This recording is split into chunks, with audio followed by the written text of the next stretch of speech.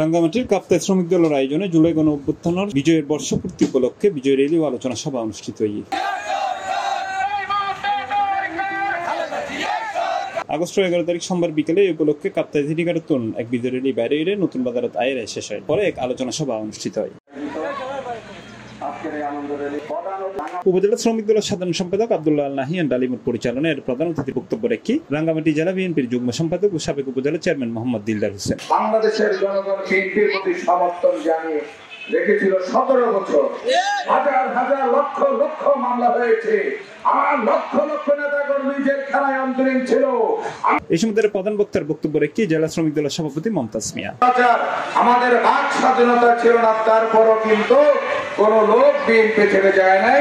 কাপ্তাই উপজেলা শ্রমিক দলের সভাপতি মোহাম্মদ ফাইজউদ্দিনের সভাপতিত্বে এই সময় বিশেষ অতিথি হিসেবে উপস্থিত আছেন রাঙ্গামাটি জেলা শ্রমিক দলের সহ সভাপতি আনিসুর রহমান, মোহাম্মদ আলমগীর কবির সহ আরো বোধ কে। C plus TV, Chittagong.